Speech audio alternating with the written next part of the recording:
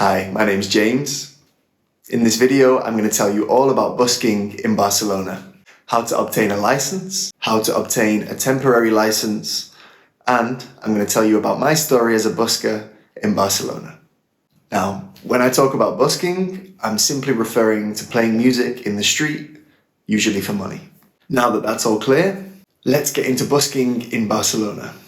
First of all, it is illegal to play music in the street in Barcelona without a license. And the police may possibly give you a fine and take your details and confiscate your equipment if you are caught busking without a license. Now, this doesn't always happen. The police often give you a warning and ask you to move on, but you can be unlucky on your first time and they could fine you and take your equipment. In order to get your equipment back, you'll have to pay your fine and go to the police station. Now, to get a license in Barcelona is not easy. There is a lottery once per year, usually at the beginning of the year in January. If you're not successful in this lottery, then you'll have to wait a whole year to try again the following year. I'm not entirely sure of the cost of the license, but I believe it's something nominal, around 40 euros. The organization that gives the licenses to play in Barcelona also have something called a temporary license. This license is for musicians who are passing through or musicians who are based in Barcelona and want to build their fan base. I was lucky enough this month to apply and be accepted for one of these licenses. So I got to experience what it's like to have a license in Barcelona. You'll see in my following videos, we're going to go to Sagrada Familia, Arc de Triomphe, Parc Güell, and some of the other famous spots around Barcelona. I will leave all the information in the description of the video for where to apply for these licenses. But simply, I sent an email explaining why I wanted the license. I've recently released a single and I wanted to promote the single. So I wrote that in an email. I sent them some footage of me playing my original music as well as some covers. So after I was accepted, I went to the office, which is very close to my house. I chose the specific times and places where I would be playing. Now, if you're a musician who is not based in Barcelona, I'm sure this could all be done via email, or they would simply choose the times and the slots for you. So that's all about licenses here in Barcelona. Feel free to follow the link in my description and check out their website. Now, let's get into busking without a license. So my journey as a busker started about a year ago. I've been playing music in my bedroom my whole life and doing a few open mic nights, but I had this deep burning inside me to just play to people for human connection, to be out there doing it more often and not just a couple of times a week at an open mic. I already had my amplifier from when I was younger. Another musician that I knew was playing in the park. So I went to speak to him and I said, hey, you don't have a license, but you're playing here in the park. How does that work? And he was like, yeah, the police seem to leave us alone here. I was like, okay, I'm going to try it too then. And thankfully that has stayed true. This entire year, the police have never fined me or bothered me whilst playing in Parc de la Ciutadella. So this is one of the safe havens currently in Barcelona where you can play without a license. The organization that gives the licenses came around the park a few months ago and encouraged us to organize ourselves, the musicians. So now we have a WhatsApp group and we write when and where we're going to play within the park.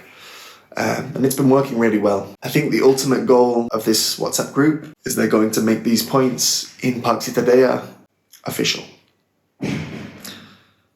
For the good or for the bad, let's see. So that is one of the safe havens in Barcelona. You can go and busk and in general not be bothered by the police. I know a lot of other musicians who go to the official spots and wait to see if people come and turn up in the slots. If the people who are supposed to play in the slot don't arrive, then they often play in place of them. Now, I haven't tried this. I only recently learned that people were doing this. Again, it's more risky. If the police stop you and you don't have a license, you're still liable to be fined. Now, when I started busking, what a journey. I was so insecure, so not confident in myself, and it was a real mental journey, a real mental battle. To believe in myself, to believe that I was good enough. And every time I got up and played to people, I was overly concerned about the money and the donations that were coming in.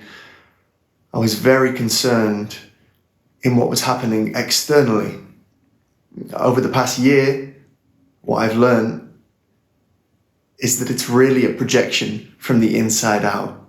And your job as a busker is to project what you want to project, whether that's love or kindness, compassion, joy, really feeling what you're doing. Ultimately, you are doing it for other people, but you're also doing it for yourself. And if you're not enjoying it and you're in a state of fear, it's your duty to change that state. And that state shouldn't be dependent on external factors. Now, this is one reason I avoided playing in the street, because the fear of police coming and giving me a fine would have kept me in a state of fear and anxiety, and it would have been more difficult to remain present and in a state of joy and love to project that when busking. For me, when I busk, that's what I'm doing.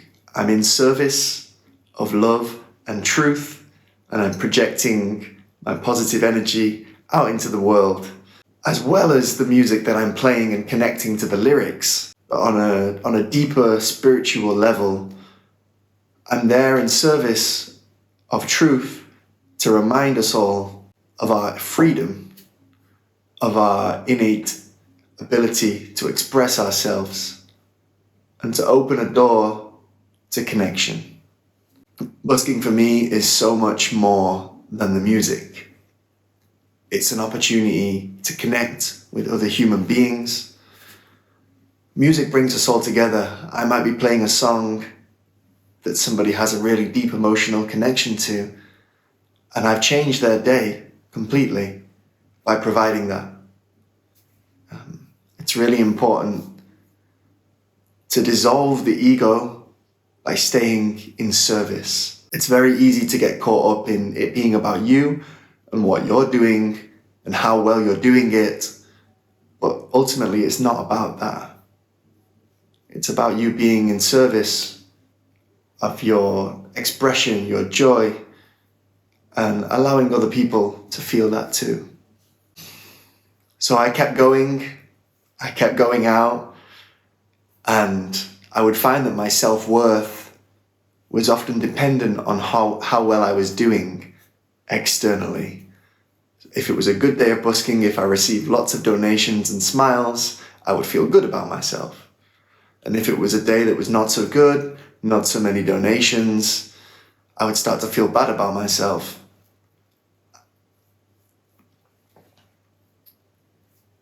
And then I started to realize that it was happening the other way around, that I would start playing and feeling bad about myself, so it would go badly. Or I would start playing feeling really good and positive about myself, and it would go great. And then it clicked after many, many times of busking that actually it was my state of being that was controlling all of it. It's taken me a long time to let go of attaching my self-worth to how a busk goes. But I'm getting there, slowly. And the more I share from a place of authenticity and my own joy, rather than what I think people would enjoy, the closer I'm getting to my own joy and the truth of my own expression, which is what matters. Thank you for watching. I hope you got something out of this video. There's going to be lots more to come about busking in Barcelona, my journey, playing at different places around. So please like and subscribe if you've enjoyed the video. I'll see you in the next one.